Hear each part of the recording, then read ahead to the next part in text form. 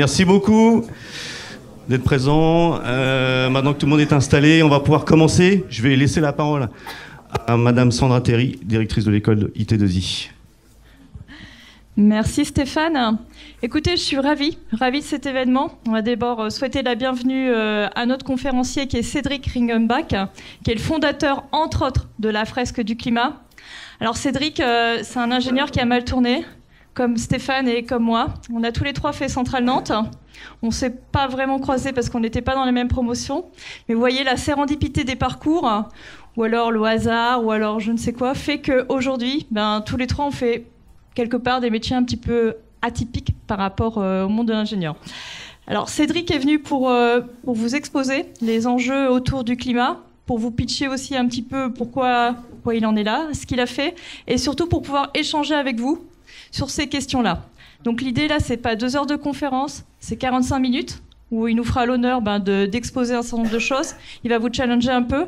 Donc ayez du répondant. Je lui ai dit, vous savez, tu sais, les jeunes à l'IT2I Normandie sont péchus. Tu vas voir, tu vas être mis à mal avec pas mal de questions. Donc je compte sur vous. Vraiment, j'ai été costaud pour vous expliquer que vous étiez les plus forts.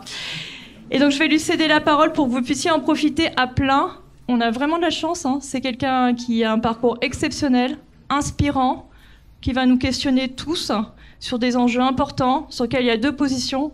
Soit on est déprimé, on fait rien, soit on bouge. Lui, il a choisi la 2e option, il fait plein de choses. Et à mon avis, ça vaut le coup d'écouter et puis d'engager après, pour vous, là, dans vos projets au quotidien, cette dynamique autour du climat.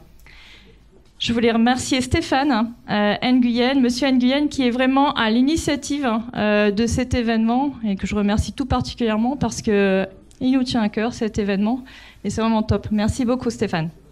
À toi Cédric. Merci Sandra. Merci Sandra, merci Stéphane, merci pour votre invitation et pour cet accueil. Pour continuer de me présenter, donc en effet, j'ai fait Centrale Nantes et puis ensuite j'ai eu une carrière dans le conseil principalement. Donc déjà à la base, dès mon début de carrière, j'ai pas trop fait un travail d'ingénieur. J'ai été dans le conseil, notamment en gestion de projets informatiques. Et puis ce qui m'est arrivé, c'est que en 2008 à peu près, j'ai vu les conférences de Monsieur Jean-Marc Jancovici. Levez la main ceux qui connaissent ce nom, Jean-Marc Jancovici. Ouais, il y a du monde quand même bien. Et donc ça a été une claque dans la figure. Je me suis rendu compte que le changement climatique, c'était vraiment quelque chose d'important. Et j'ai décidé pas longtemps après que j'allais en faire mon métier. Je ne savais pas encore quoi, mais j'ai décidé que ce serait mon métier. Donc si vous voulez, on parlera un petit peu plus de ça au cours des questions. Si vous réfléchissez vous aussi à orienter votre carrière vers les enjeux climatiques, je serais ravi de répondre à vos questions. Et donc moi, personnellement, comment je m'y suis pris, j'ai lu les rapports du GIEC en me disant c'est une auto-formation qui devrait être pas mal. J'avais beaucoup fait de conseils et je me suis dit je vais faire à l'avenir à la fois du conseil, de la sensibilisation sur les enjeux climat et de fait, c'est ce que j'ai fait. Donc 2009, je lis les rapports du GIEC. Dans la foulée, je postule dans la boîte de conseil de Jean-Marc Jancovici. Et au lieu de me recruter dans sa boîte de conseil, il m'a recruté au sein du Shift Project. Alors à nouveau, levez la main ceux qui connaissent le Shift Project. Un peu moins de monde, mais c'est le think tank que Jean-Marc Jancovici a créé pour élaborer des idées, élaborer des propositions pour décarboner l'économie. Donc c'est un laboratoire d'idées, si vous voulez. Et donc j'ai dirigé ce laboratoire d'idées pendant 6 ans à ses côtés. Lui, il est le président, il est le fondateur, et moi, j'étais le directeur du think tank. Donc ça a été un premier métier dans le monde du climat et de l'environnement qui a été extraordinaire parce que j'avais une équipe avec moi, des moyens, du temps et j'étais payé pour m'intéresser à des sujets intéressants. Donc on ne peut pas rêver mieux dans la vie. Donc ça a été vraiment le pied à l'étrier pour moi pour rentrer dans ce monde-là. Ça m'a ouvert énormément de portes. J'ai rencontré beaucoup de monde. Ensuite, en parallèle de ça, je donnais des cours et des conférences et c'est ça qui m'a donné l'occasion de créer la fresque du climat. Ça, c'était en 2015, en marge du chiffre. De temps en temps, je donnais des cours et là, j'ai créé la fresque. Et en 2018, j'ai eu l'occasion de faire passer la fresque du climat à l'échelle avec un événement avec beaucoup d'étudiants qui nous a permis de former plein d'animateurs et ça a créé toute une dynamique. Et entre 2018 et le début de l'année dernière, on est passé de 1000 participants à 1 million. Donc on a fait x 1000 en 5 ans, ce qui est une très grosse progression. Et donc la fresque du climat, vous avez eu l'occasion d'y jouer. C'est un outil qui, je pense, peut jouer un rôle significatif dans la transition parce qu'il n'y aura pas de transition s'il n'y a pas une prise de conscience. Il faut impérativement que les gens comprennent qu'on a un enjeu avec le climat, sinon il ne se passera rien derrière. Alors, de quoi on va parler aujourd'hui ? Je vais vous faire une conférence sur quelque chose qui me tient à cœur, c'est l'histoire des négociations climat.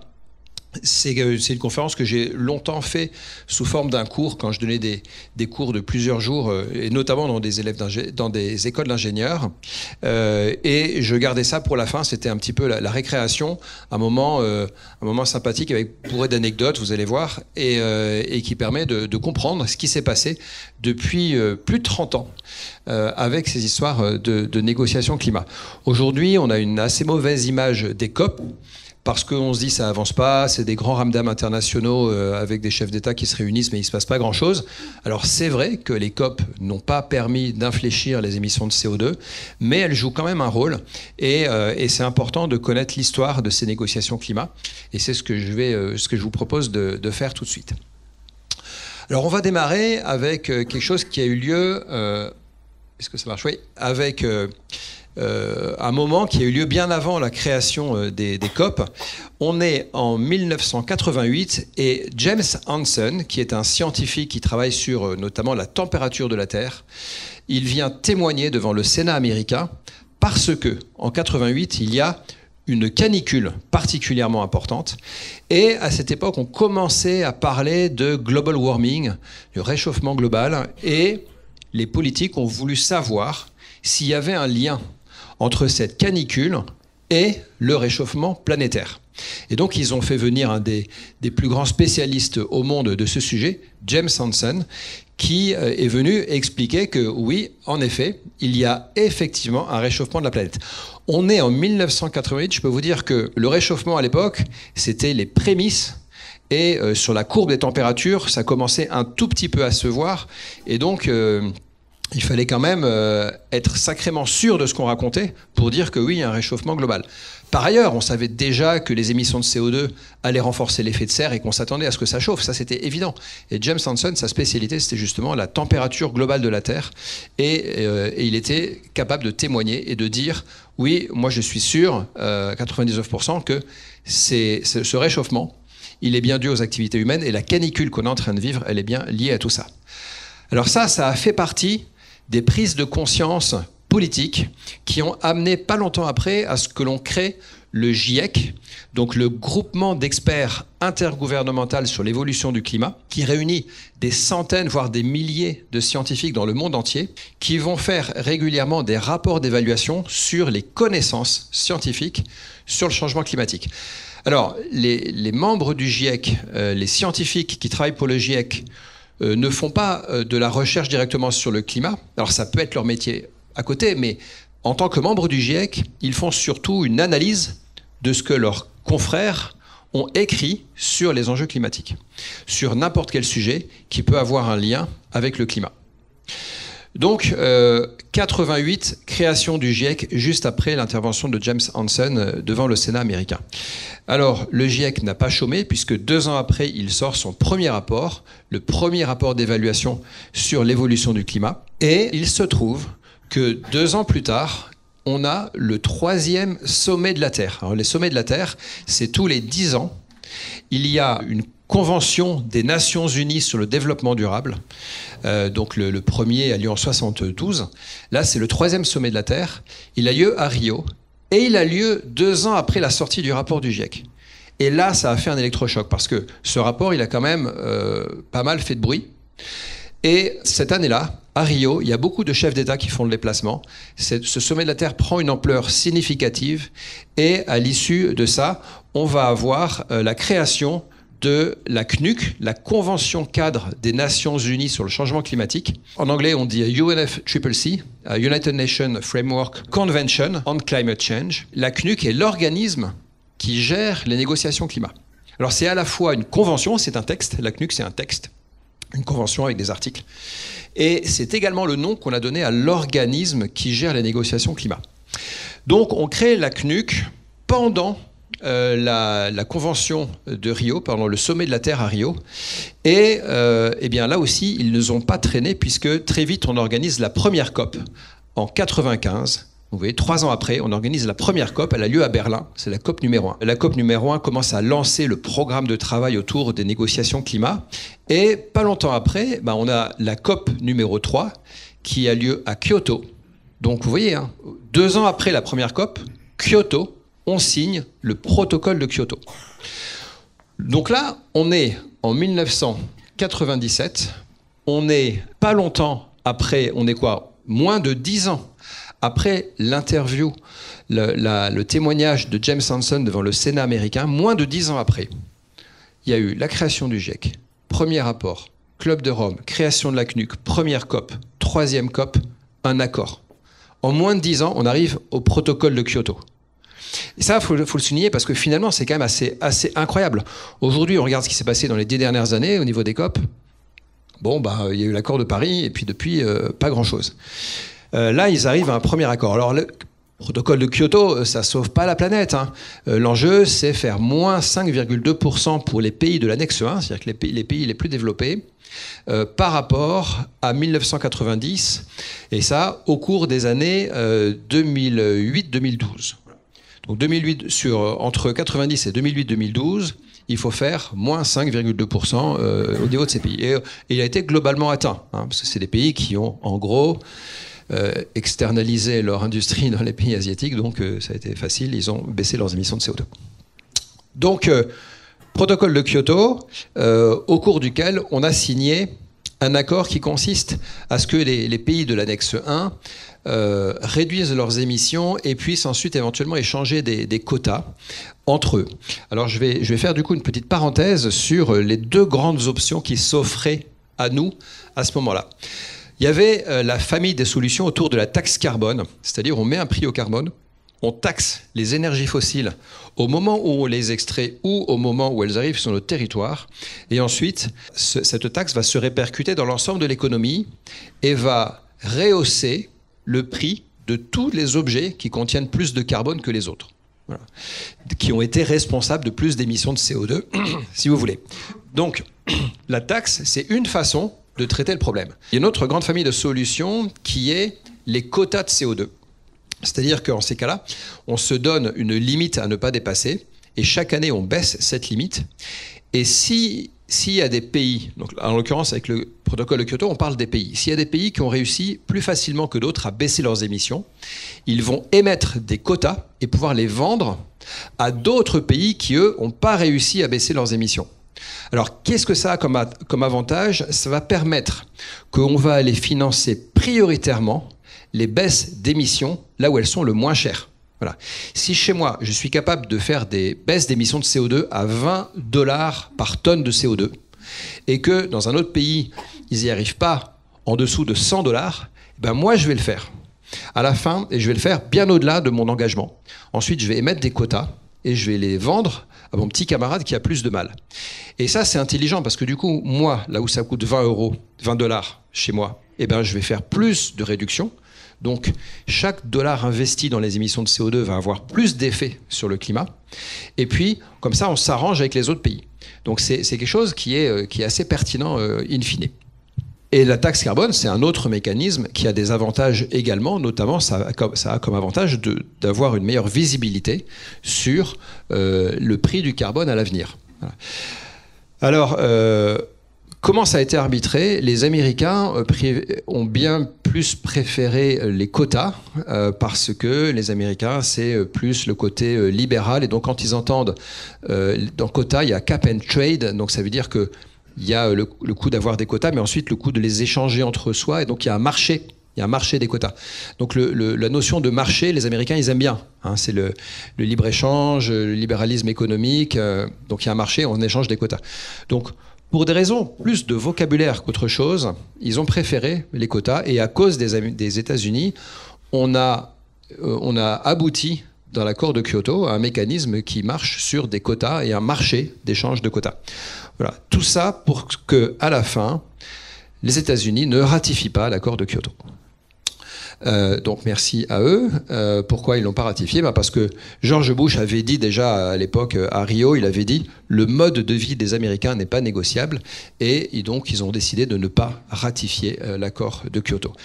Donc l'accord de Kyoto est bien mal en point parce que pour arriver à le ratifier, il faut qu'on ait réuni au moins 55 pays qui représentent à eux tous au moins 55% des émissions de CO2 mondiales.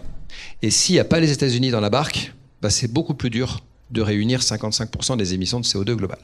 Et donc pendant plusieurs années, on ne réussit pas à faire rentrer en vigueur l'accord de Kyoto parce que les États-Unis ne sont pas à bord. La Chine a signé, alors c'est pas dur, la Chine elle n'est pas dans l'annexe A, donc elle n'a pas de mal à signer, elle s'engage à rien.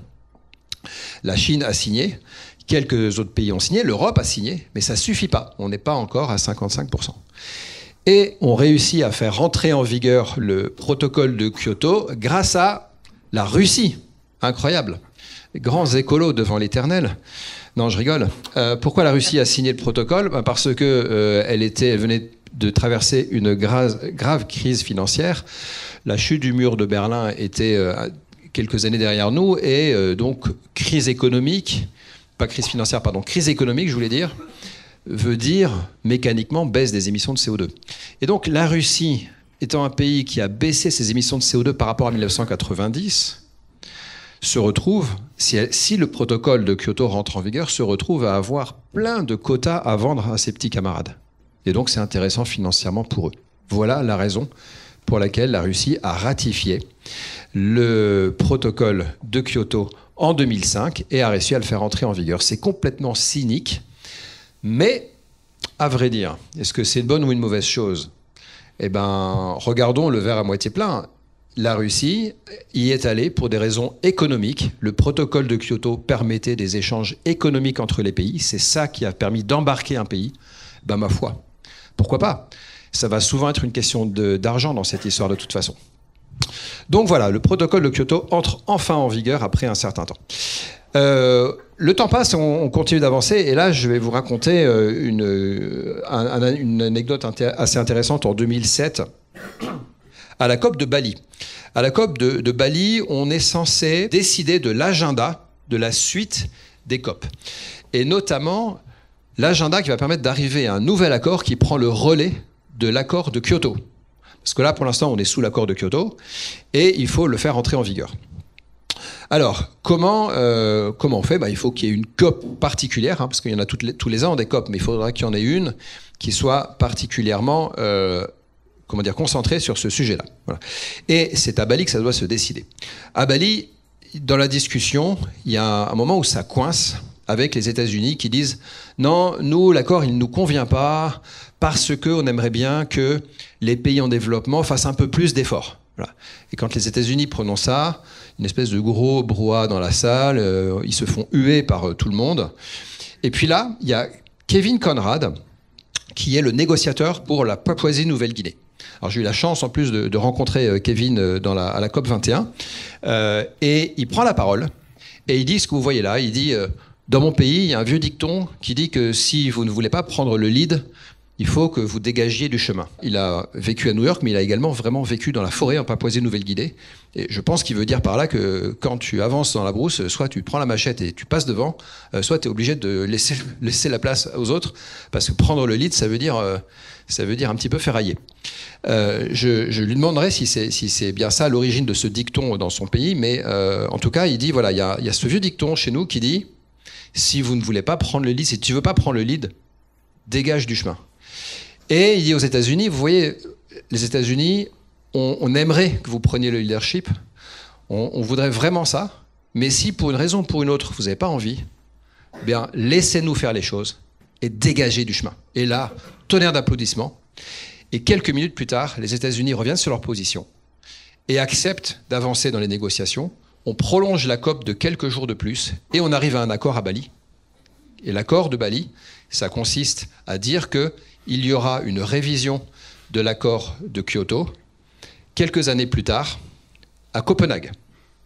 On va parler de Copenhague juste après, parce que la COP de Copenhague a été importante aussi.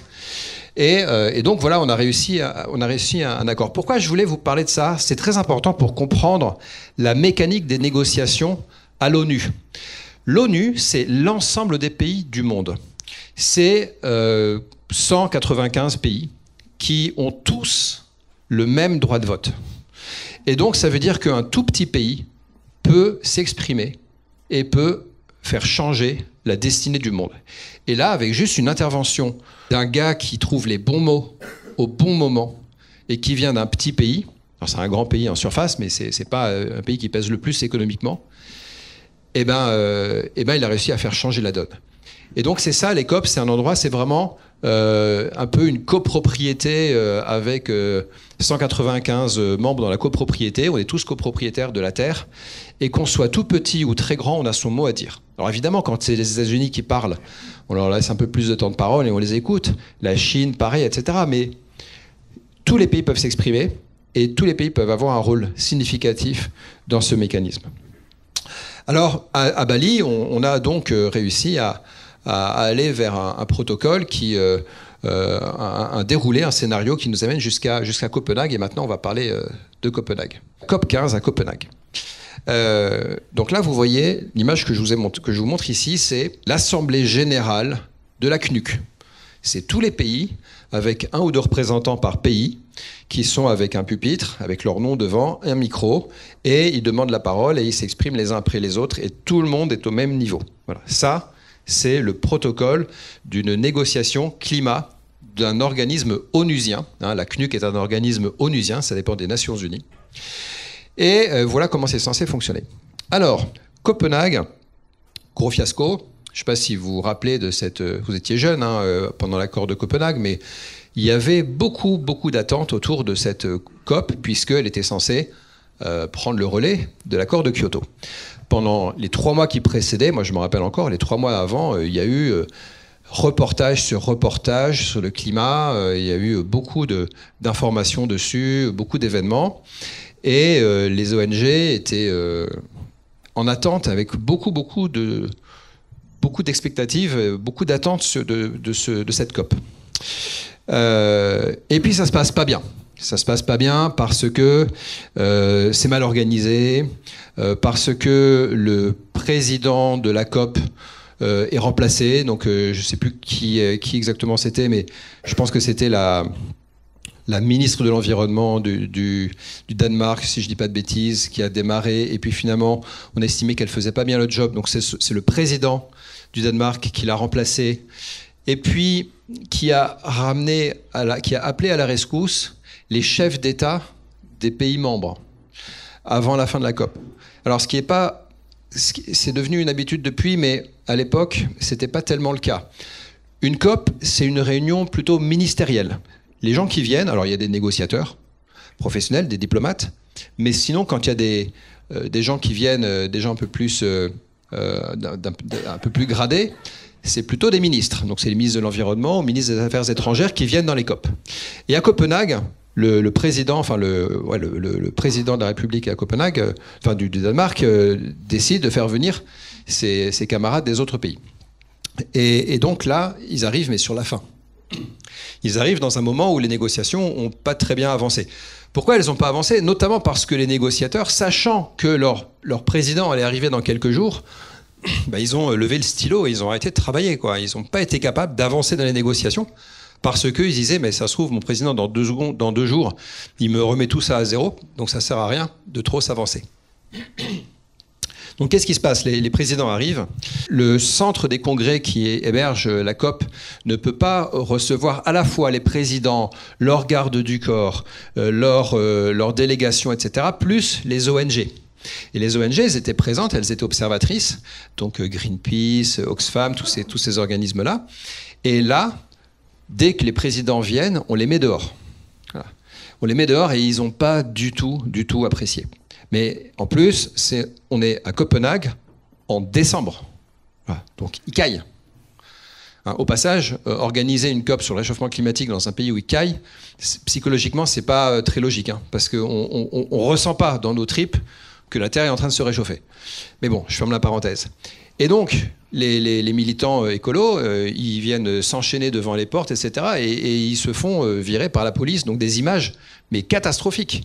Des images pour la communication de cette COP qui sont vraiment catastrophiques. Donc les ONG sont mises à l'écart de ce moment où on va essayer de clôturer cette COP avec une véritable décision. Et voilà la façon dont les choses vont se passer. Les présidents arrivent et on ne va pas faire une réunion avec 195 présidents autour de la table, déjà parce qu'ils ne sont pas tous là. Et donc ceux qui sont là se réunissent. Voilà une photo qui a été prise de cette réunion. Donc vous voyez Nicolas Sarkozy, Barack Obama, Angela Merkel et d'autres. Et cette photo-là, par rapport à la précédente, vous voyez un peu la différence d'ambiance, ça ressemble à un G7. C'est-à-dire que c'est des chefs d'État qui sont ensemble, qui discutent. Alors, il y a un avantage, c'est que ça permet d'aller plus vite, parce que chacun, s'ils disent un truc, ils peuvent engager leur pays, mais directement. Ils n'ont pas besoin d'aller valider par un processus de validation derrière. Non, ils disent « moi, je m'engage à ça », ben, ils peuvent, parce qu'ils sont présidents ou premiers ministres de leur pays. D'ailleurs, il y a une petite anecdote, c'est qu'il y avait un ministre indien qui a voulu participer à la discussion, alors que le Premier ministre indien n'était pas là. Le Premier ministre indien, c'est l'équivalent de notre président à nous. Et il y a Nicolas Sarkozy qui l'a dégagé un peu méchamment, un peu fermement, en lui disant « mais non, désolé, si tu discutes avec nous, est-ce que tu es capable d'engager ton pays là maintenant tout de suite ?» Non. Bon, bah alors t'as rien à faire dans cette discussion. Alors c'était un peu violent, mais il avait raison au fond, parce que là, ils étaient plus dans un mode de discussion onusien. Ils étaient dans un mode de discussion G7. On est entre dirigeants et on va avoir une discussion très efficace, parce que quand on décide un truc, bah, on le fait tout de suite, on s'engage immédiatement. Donc, qu'est-ce qui s'est passé au cours de cette nuit? Parce qu'ils ont passé une nuit blanche comme ça à discuter. Eh bien, ils ont drafté un accord de 2 pages avec un certain nombre de pays qui étaient là et qui étaient d'accord pour le signer. Un accord dans lequel on a écrit, il y a eu quelques avancées. On a écrit pour la première fois dans un texte international qu'il fallait qu'on s'engageait à ne pas dépasser les plus de degrés. Voilà. Vous savez, ces plus de degrés, c'est très important, hein. Les scientifiques du GIEC nous disent que si on dépasse plus de degrés de réchauffement, on va avoir un problème, parce que on rentre dans une zone déjà d'incertitude sur les résultats, et surtout d'incertitude sur les boucles d'amplification. Vous avez fait la fresque du climat, vous savez, hein, la fonte du permafrost, un certain nombre de boucles de rétroaction comme ça risquent de s'enclencher. Et là, du coup, on ne maîtrise pas trop ce qui se passe. Donc, au-delà de 2 degrés, déjà, non seulement le réchauffement climatique, il est grave, mais en plus, il y a une forme de potentielle perte de contrôle du climat. Et donc, ces 2 degrés, ils sont hyper importants. Et à Copenhague, pour la première fois, on écrit ça dans un texte international. Alors, à la fin de la nuit, il y a un texte de 2 pages qui sort et puis qui est diffusé partout. Et donc, les ONG qui sont restées à l'extérieur, qui étaient hyper frustrés, ils voient le texte arriver, et par rapport à leurs exigences, par rapport à leurs attentes depuis des mois et des années, c'est extrêmement décevant. Donc on parle de plus de degrés, mais on parle également d'engagement de la part des pays qui seront pris plus tard, dans les mois qui viennent. Et donc il n'y a rien quoi, dans ce texte. Enfin, pour eux, il n'y a vraiment pas grand-chose. Et donc l'analyse des ONG, c'est que ce texte est un échec. Voilà. Et l'analyse de Copenhague, avec le recul, c'est que c'est un échec.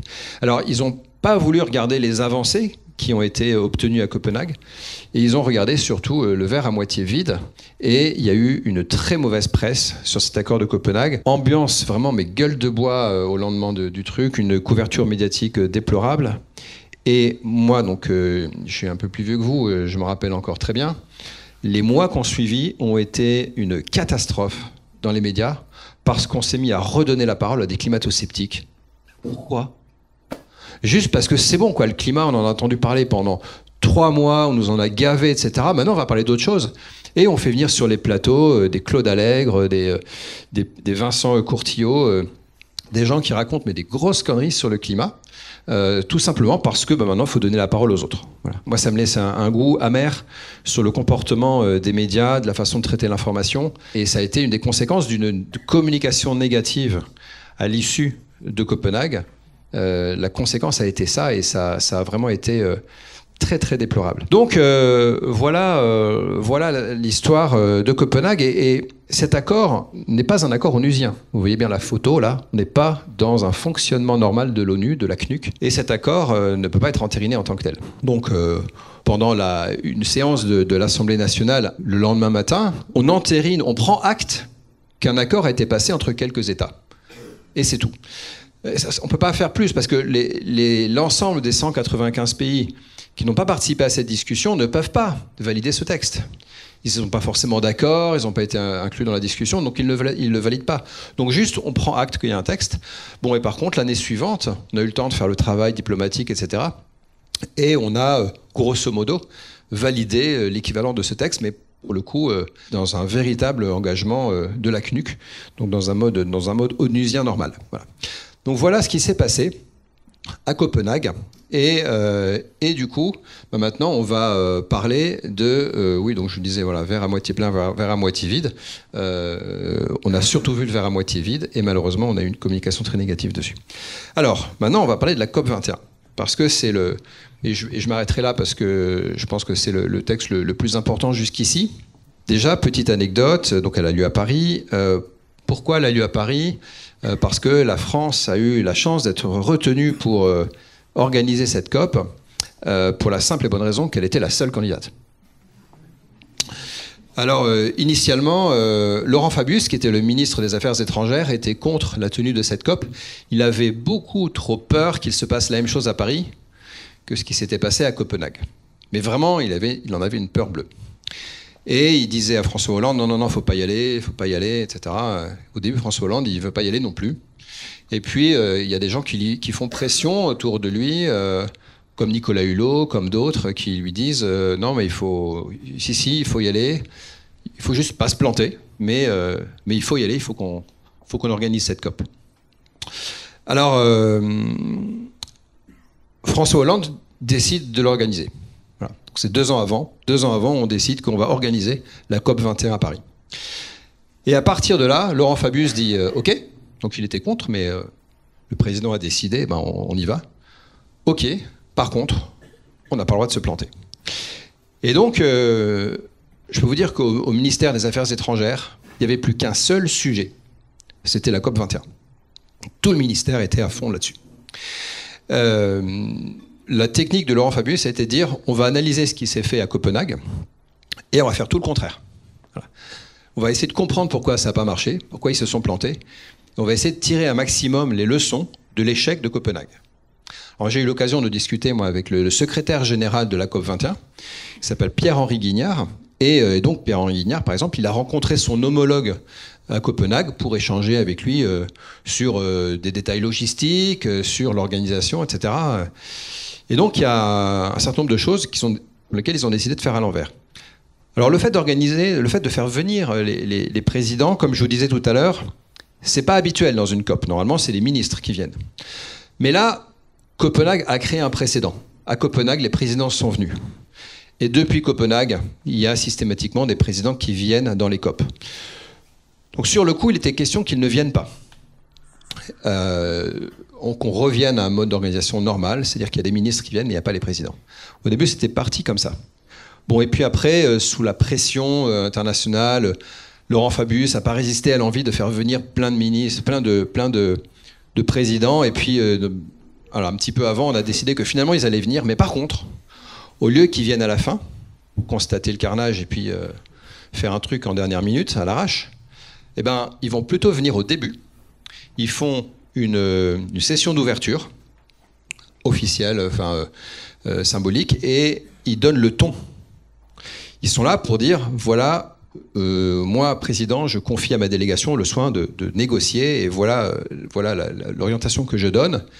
Ils donnent le ton, et après, ils laissent les négociateurs négocier. Voilà. Donc là, on a fait les choses à l'envers. Les chefs d'État viennent au début. Et ils sont venus au début, il y avait tout un défilé défilé de voitures, ils sont tous accueillis par François Hollande, Laurent Fabius.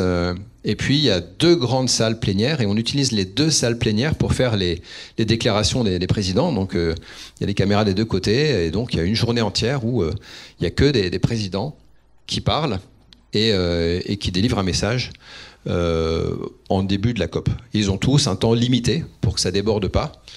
Alors, vous pouvez encore regarder sur les archives sur Internet, hein, on voit ces discours.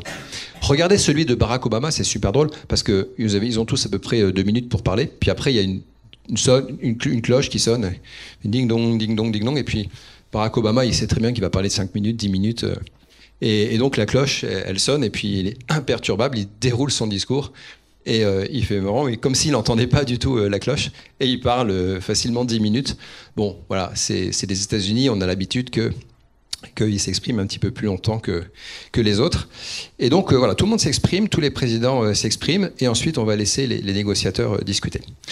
Il y a un autre truc que Laurent Fabius a voulu faire à l'envers, c'est qu'à Copenhague, on décide d'un accord, et on dit que les pays qui ont signé prendront des engagements après, plus tard, peut-être. Voilà. Là, Fabius, il dit non. Là, tout le monde prend les engagements, mais avant. Alors, c'est ce qu'on appelle les Nationally Determined Contributions, les NDC, mais comme elles ne sont pas encore complètement prises, on met un petit mot avant, mais intended, donc les promesses d'engagement. Voilà. Donc, Intended Nationally Determined Contribution, les INDC. Voilà. Et donc, tous les pays doivent formuler leurs INDC avant la COP de Paris. Je crois que les premiers qui le font, c'est la Suisse. Le jour de l'ouverture de la COP, il ne reste plus que 4 pays qui ne les ont pas fournis, je crois. Mais bon, globalement, le boulot a été fait. Les 2 ans qu'ont précédé la COP, Fabius, Nicolas Hulot, qui était aussi impliqué dans le gouvernement, il n'était pas ministre, mais il était impliqué pour le climat dans ce gouvernement, prennent l'avion et parcourent la terre entière pour rencontrer tous les chefs d'État et pour discuter avec eux de leurs engagements et essayer d'avoir des engagements les plus ambitieux possibles, pays par pays. Et ils ont travaillé vraiment sans relâche pour faire avancer les choses. Ils ont créé des liens de confiance avec chacun des présidents, présidentes partout. Et la COP démarre et on a déjà bien préparé le terrain. Une autre petite anecdote de ce que Fabius a voulu faire à l'envers de Copenhague. À Copenhague, ils avaient mis le champagne au frais. Ben, il est resté au frais. Fabius, un peu par superstition, il a dit il n'y aura pas de champagne. M'en fous. Même si c'est un succès, il n'y aura pas de champagne. Et donc, mot d'ordre, interdiction d'avoir des bouteilles de champagne à la COP. Mais interdiction formelle, quoi. Voilà. Et je vous raconterai la suite après. Et donc la COP démarre. Alors moi, personnellement, à l'époque, j'étais directeur du Shift Project et le Shift était observateur aux Nations Unies, enfin à la CNUC. Et donc j'avais un badge d'observateur et j'ai pu participer à la COP. J'ai pas eu beaucoup de temps pour suivre les négociations. Puis de toute façon, c'est très technique, c'est pas super intéressant. Il faut être vraiment disponible à temps plein pour le faire. Mais j'ai pu quand même sentir l'ambiance, rencontrer des négociateurs. Donc j'ai rencontré Kelvin Conrad notamment à cette occasion-là. Et puis j'ai été là notamment le tout dernier jour. Alors je vais vous expliquer un peu comment ça se passe ces négociations climat, parce que c'est voilà, comme je vous disais, c'est quelque chose dans lequel tous les pays ont une voix. Alors c'est pas très pratique si tous les pays ont une voix. Du coup, il faut faire des ensembles de pays. Voilà. Donc, on a par exemple le G77, qui était à l'époque le regroupement des 77 pays les plus pauvres, pour faire simple. Bon, depuis, ils sont beaucoup plus, et donc il y a le G77 plus la Chine. Parce que la Chine, elle n'est pas vraiment dedans, mais elle se met un petit peu dedans, parce qu'elle est un peu à cheval entre un pays développé et un pays en développement. Et donc, il y a le G77, c'est un des groupes de pays. Il y a le groupe des pays insulaires. Ceux qui vont bientôt être sous l'eau et qui vont devoir gérer la migration de leur population entière vers l'Australie ou n'importe quel autre pays, parce qu'un jour, ils seront vraiment sous l'eau. Donc eux, ils ont des intérêts particuliers à défendre.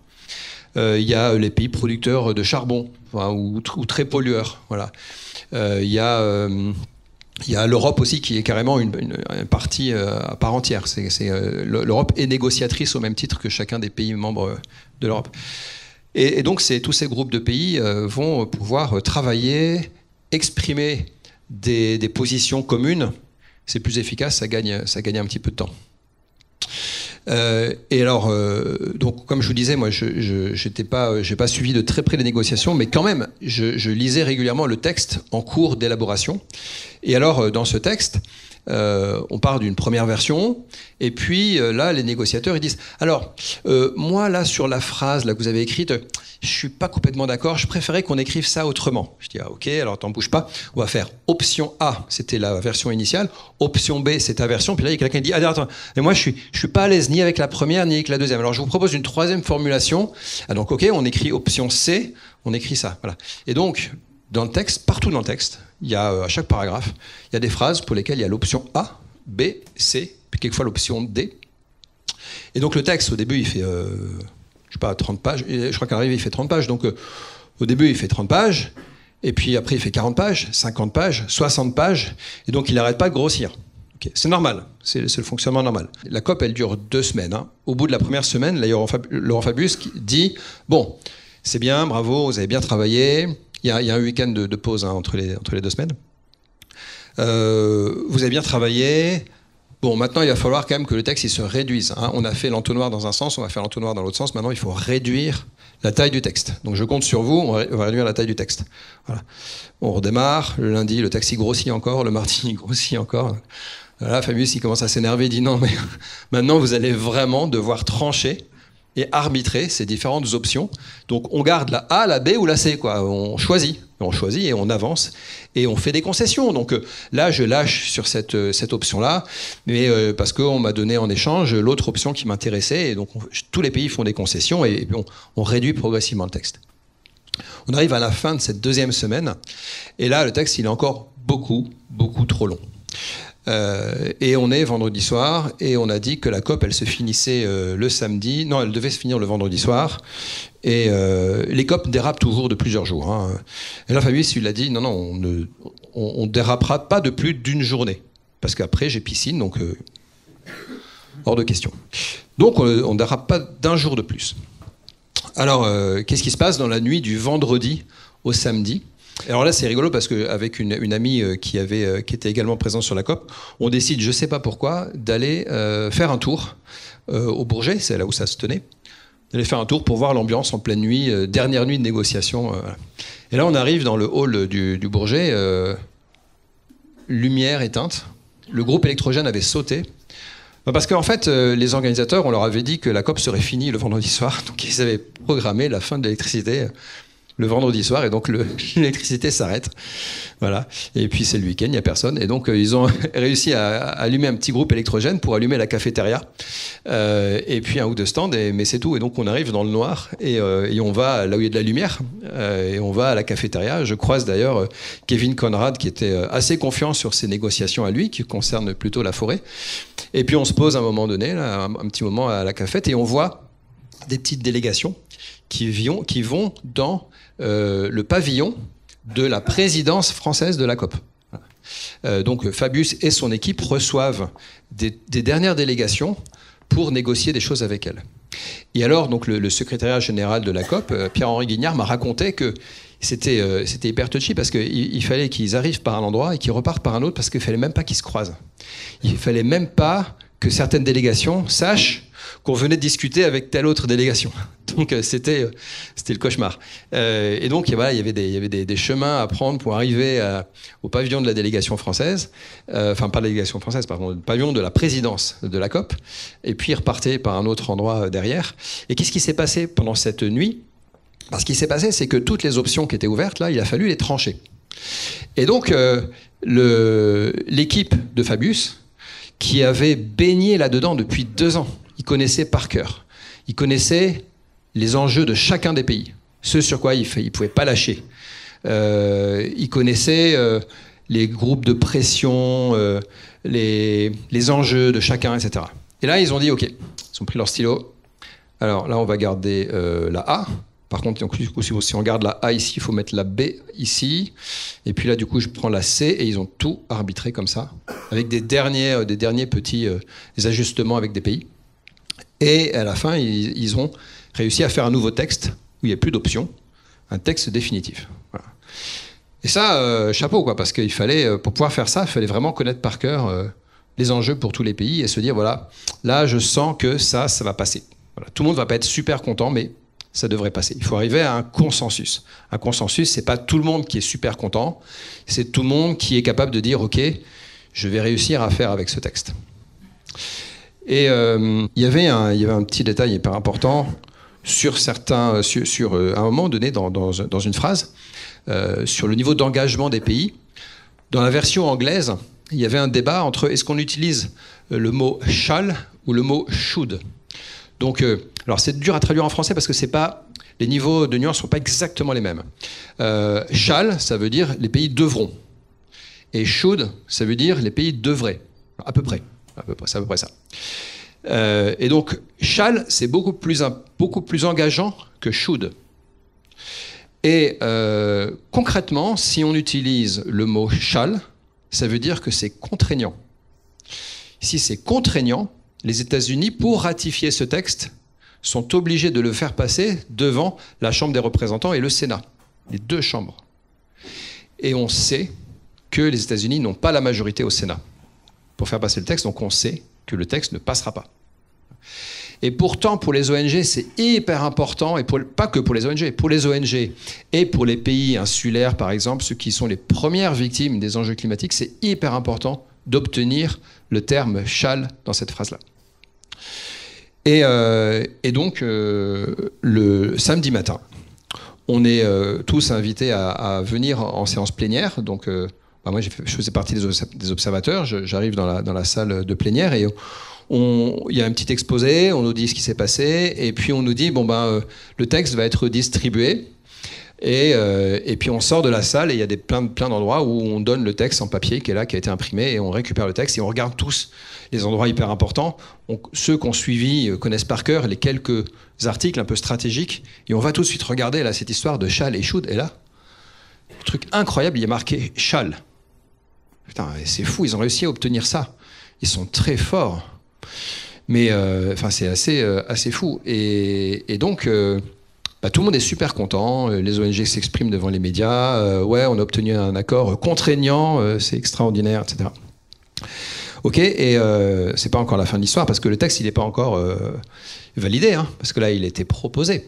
Il était proposé par la présidence, par Laurent Fabius, proposé à tous les pays. Donc, il faut qu'ils le lisent, qu'ils soient d'accord. Et l'après-midi, on va le valider en séance.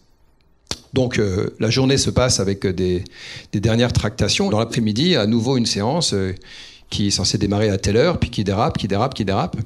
Et on ne sait pas pourquoi. Et puis la séance s'ouvre enfin.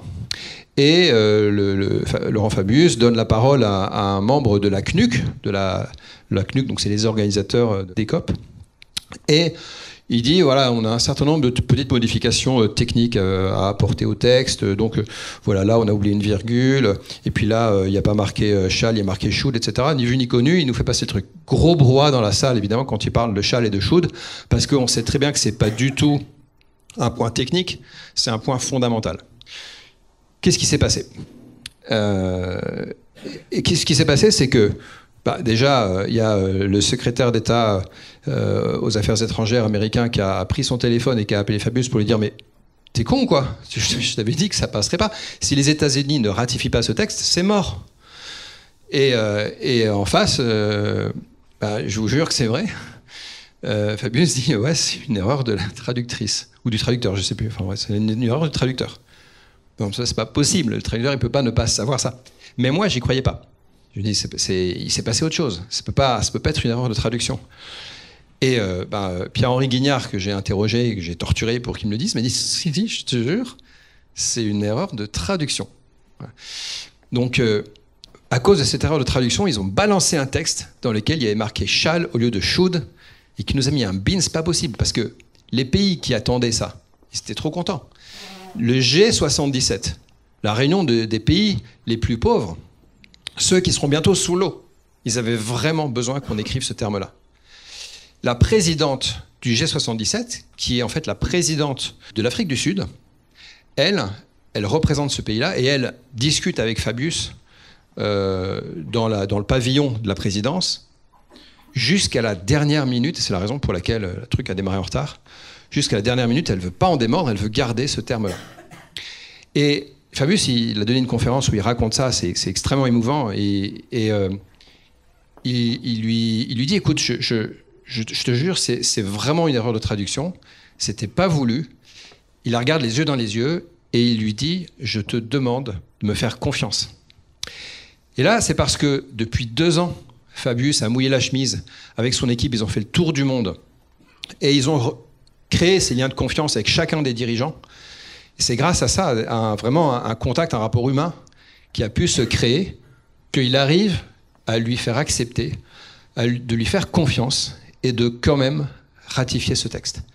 Si le G77 ne ratifiait pas, ne votait pas le texte, pardon, c'était mort. Parce que dans une COP, s'il y a 1 ou 2 pays qui ne sont pas d'accord, on fait comme si on ne les avait pas vus, on estime qu'il y a bien un consensus. Voilà. Pour s'opposer à un texte, il faut être plusieurs pays. Voilà, quand on est le G77 et qu'on réunit, non pas 77, mais dans les 130 et quelques pays, ça pèse. Voilà. Et donc, jusqu'au dernier moment, ça a failli pas se faire à cause de cette erreur de traduction. Et donc, voilà, quelques minutes avant de monter sur l'estrade, Fabius était encore avec la présidente de l'Afrique du Sud, présidente du G77, à négocier le dernier morceau.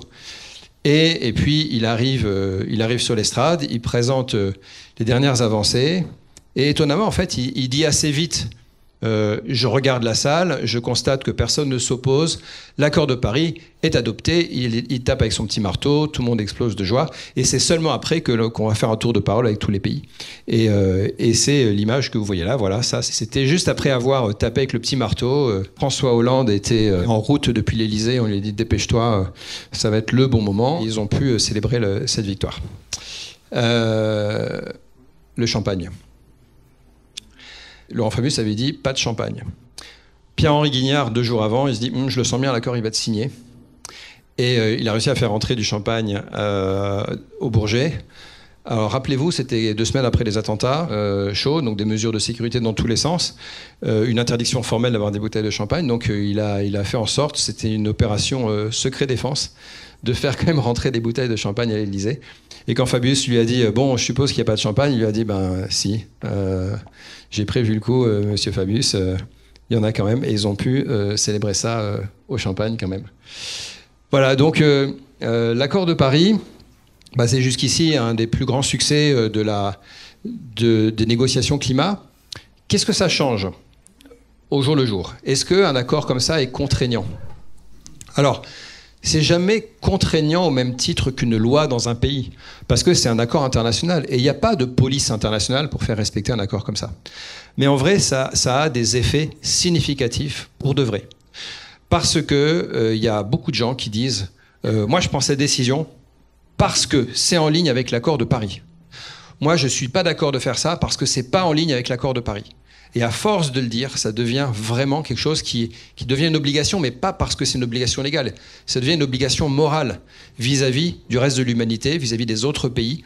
Et donc la force d'un accord comme celui-là, c'est la pression de la société civile envers les gouvernements, c'est la pression des gouvernements les uns sur les autres, des pays les uns envers les autres, pour faire respecter des engagements. Et c'est aussi l'accord de Paris, en annexe de l'accord de Paris, il y a les engagements de chacun des pays. Les INDC, qui sont devenus donc des NDC, des contributions déterminées nationalement, pour faire contribuer à la lutte contre le changement climatique.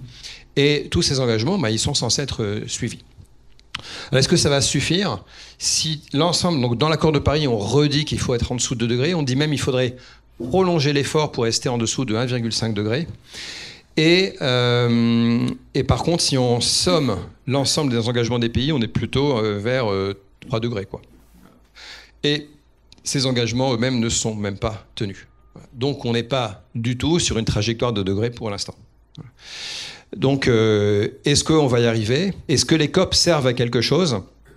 les COP n'ont pas jusqu'ici réussi à faire baisser les émissions de CO2. Mais moi, je pense que c'est un organe qui doit continuer d'exister parce que le jour où il va vraiment se passer quelque chose, en termes de transition, les COP auront un rôle à jouer. Quelquefois, on voit cette courbe-là qui est la concentration en CO2 au cours du temps avec les COP qui sont sur le chemin. Donc on voit en effet que les COP n'ont rien changé à la concentration en CO2. Alors c'est un peu malhonnête de présenter la concentration en CO2 parce que c'est elle-même l'intégrale des émissions de CO2. Donc on ferait mieux de regarder les émissions de CO2 elles-mêmes qui, elles, peuvent varier un petit peu d'une année à l'autre, alors que ce truc-là va continuer d'être une courbe qui monte vers le haut. Est-ce que les COP vont servir à quelque chose ? Pour moi, il manque encore une donnée hyper importante pour qu'il se passe quelque chose, parce que les COP, c'est quoi ? C'est comme une assemblée de copropriétaires qui représentent des États, et chacun des États, ils représentent leur opinion publique, ils représentent des citoyens, des entreprises, des associations, des ONG, etc. Et le niveau de conscience qu'on a sur le climat, pour l'instant, n'est pas encore du tout au bon niveau. Et c'est que quand on aura réussi à sensibiliser suffisamment la population, les entreprises, les patrons, les hommes et les femmes politiques, c'est seulement à ce moment-là qu'on va pouvoir vraiment faire quelque chose. Donc, il se passe pour l'instant pas assez de choses au niveau des COP, mais les choses pourront bouger quand on aura vraiment réussi à faire changer les choses. Et donc il y a une des composantes des négociations climat qui porte sur justement la formation sur les enjeux climatiques, donc l'information du public, la formation des décideurs, l'éducation des jeunes, etc. Cette thématique s'appelle ACE, qui veut dire Action for Climate Empowerment. ACE se base sur l'article 6 de la CNUC et l'article 12 de l'accord de Paris. Et c'est malheureusement une thématique qui est vraiment sous les radars au niveau des négociations climat. Et donc, on a un enjeu à l'avenir de faire monter cette thématique, de la faire vraiment repasser en premier, parce qu'en fait, si les États ne prennent pas conscience qu'il faut d'abord avancer sur la prise de conscience de tout le monde avant qu'il se passe quelque chose, on risque de continuer d'être dans cette inertie et cette non-action. Voilà. Mais moi, je continue d'y croire parce que à partir du moment où on prend des citoyens et on leur explique le sujet, donc là, vous avez fait la fresque du climat, j'imagine que ça vous a fait comprendre 2-3 trucs. À partir du moment où on explique clairement les choses à des citoyens, à des humains sur Terre, eh bien, ils ont envie de bouger, ils ont envie de se mettre en action. Et donc, pour moi, la première chose à faire aujourd'hui, c'est de continuer d'aller expliquer le sujet à ceux qui ne l'ont pas encore compris. Et là, on aura une chance de faire bouger les choses. Voilà, je vous remercie pour votre attention.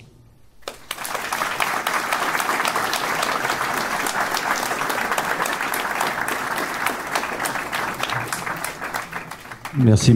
On va passer donc aux questions. Est-ce qu'il y en a qui veut se lancer ? Oui, j'arrive.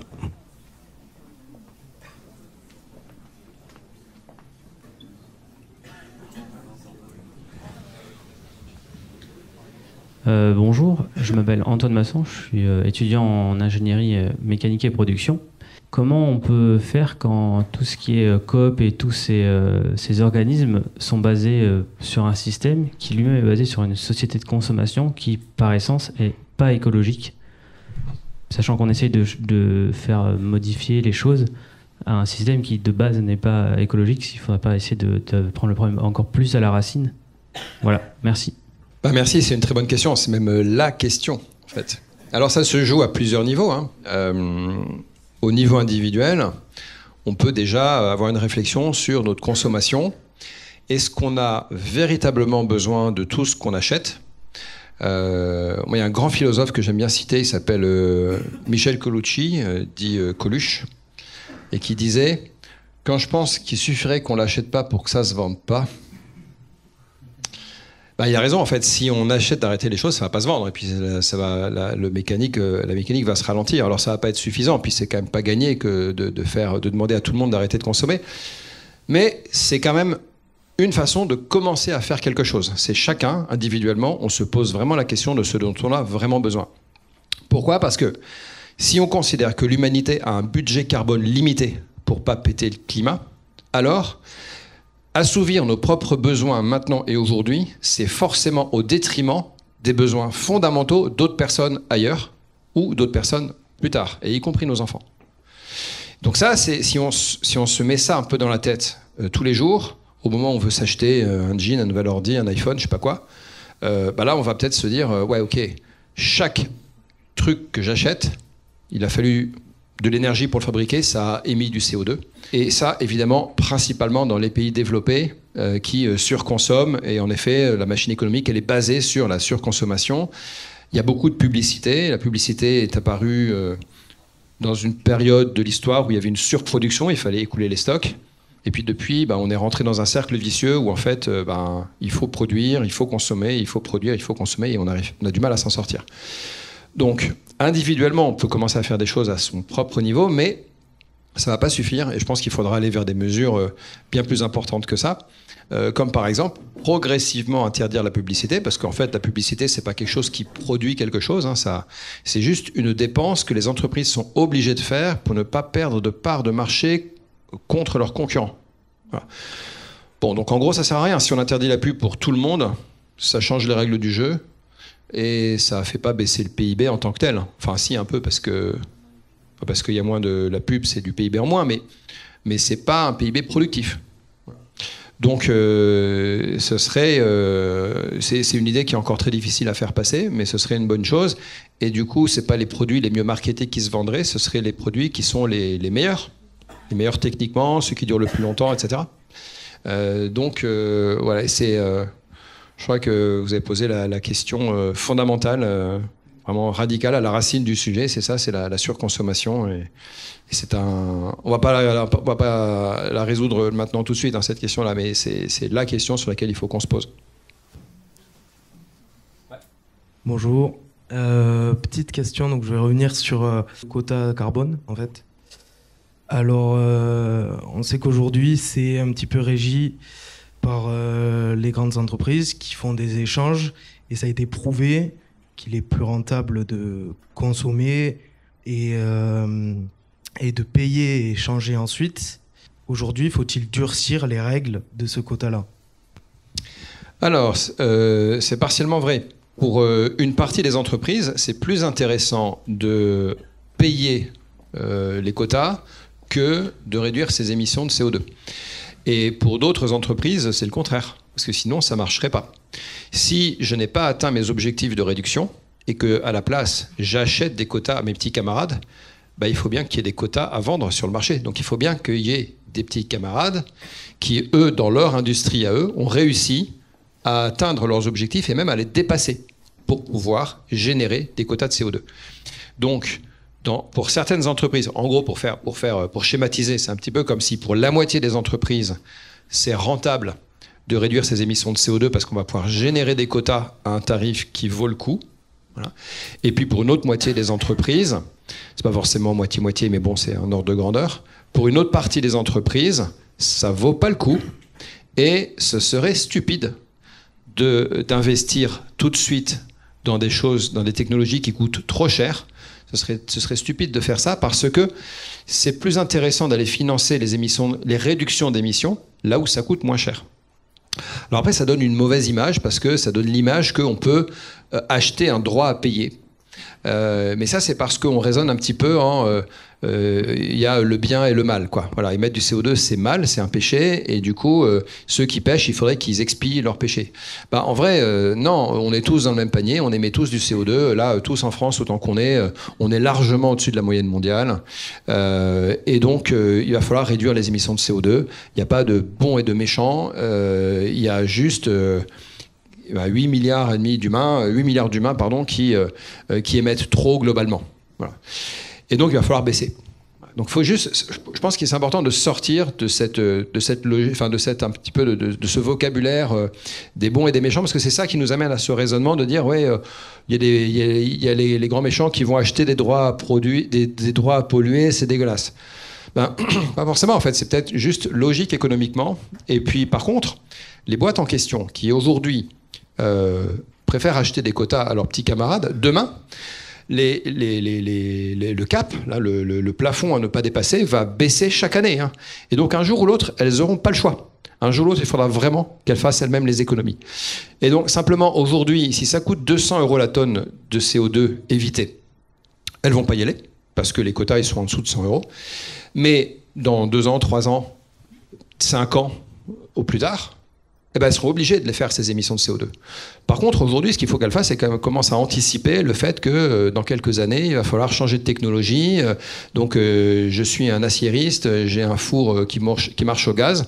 Je sais que demain, je vais devoir acheter un four électrique à induction pour remplacer ça, que ça va coûter bonbon, qu'il faut que je forme des gens, qu'il faut que je l'installe, etc. Et c'est plusieurs années de préparation. Et c'est vous qui, en tant qu'ingénieur, allez bosser sur ce genre de projet. C'est plusieurs années de préparation, d'investissement, de discussion avec les fournisseurs, etc. Et donc, il faut l'anticiper. Voilà.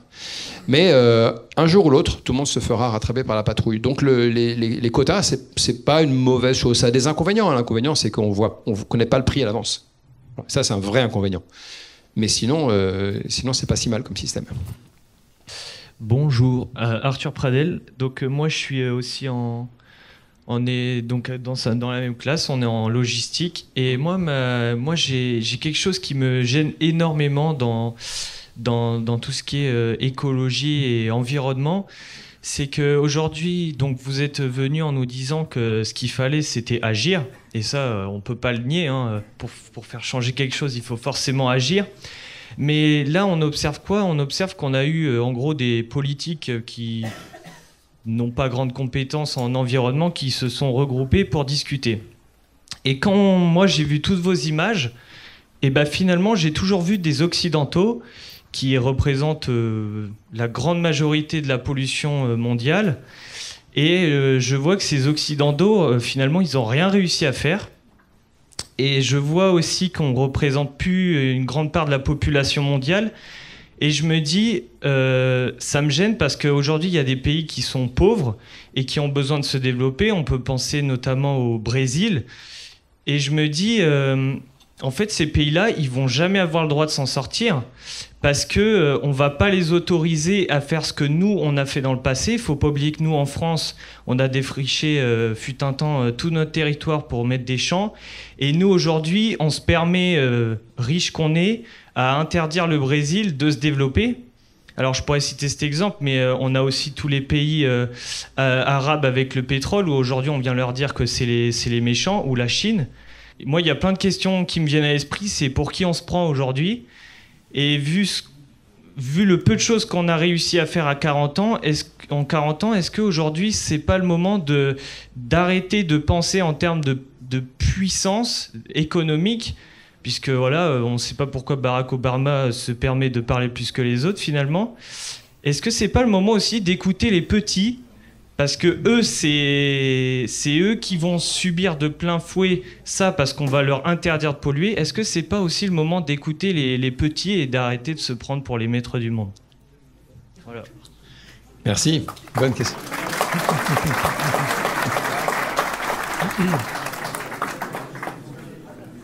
Alors là aussi, on touche du doigt une question fondamentale, c'est les écarts nord-sud. Et pour compléter votre propos, je vais donner quelques chiffres parce que c'est important de les avoir en tête. Retenez ça, c'est très facile à retenir. 10% des pays les plus riches représentent 50% des émissions de CO2. Et 50% des pays les plus pauvres représentent 10% des émissions de CO2. Vous voyez un petit peu le gros malaise, quoi. Alors, nous, on fait partie des 10% qui font 50% des émissions. Même quand on vit en France et qu'on est au SMIC, on fait partie de ces 10% les plus riches qui émettent 50% des émissions de CO2. On est largement au-dessus de la moyenne. Alors, je suis complètement d'accord. On ne réussira pas à sauver le climat sans qu'on arrive à embarquer les pays du Sud, et notamment, alors je reviens au rapport du GIEC. Le GIEC écrit clairement les pollueurs de demain ne sont pas les mêmes qu'aujourd'hui. Pourquoi ? Il y a une dizaine de pays qui ont du charbon sous les pieds, dont des pays en développement. Voilà. Donc si on ne leur propose pas quelque chose de satisfaisant, qu'est-ce qu'ils vont faire ? Ils vont prendre le charbon, ils vont le brûler, ils vont se développer. Voilà. Et ça, on ne pourra rien leur dire. Et il n'y a pas de police pour les empêcher de faire ça. Et puis on serait bien mal intentionné de leur dire quoi que ce soit, parce que nous-mêmes, on ne s'est pas gêné pour cramer du charbon, du pétrole, du gaz, pour déforester. Bien vu la remarque sur le fait qu'en France, on a déforesté. Pour rappel, hein, c'est le charbon qui a sauvé les forêts françaises. Hein. Avant la révolution industrielle, on était en train de faire tourner des forges avec du bois qu'on coupait dans la forêt pour faire chauffer, pour le faire brûler et pour forger des outils. Et donc le charbon est arrivé et on a arrêté de déforester. Mais on a quand même déforesté une grande partie de la forêt française. Autrefois, la France, c'était de la forêt. Et maintenant, on va expliquer au Brésil qu'il faut qu'ils arrêtent de déforester. Alors, c'est pas la même surface, mais quand même, c'est pas bienvenu de tenir ce genre de discours. Donc, on n'a pas le choix que de faire en sorte d'embarquer les pays du Sud dans cette lutte contre le changement climatique. Le rapport du GIEC, toujours, explique qu'il va falloir qu'il y ait des transferts financiers du nord vers le sud de l'ordre de plusieurs centaines de milliards de dollars par an pour les aider. Sinon, ça ne se fera pas. Alors, je vous rappelle que le GIEC, c'est un organisme qui est censé juste faire une évaluation de la situation, qui n'est pas censé donner des recommandations. Le GIEC ne fait pas de recommandations. Donc, le GIEC ne dit pas « il faut ».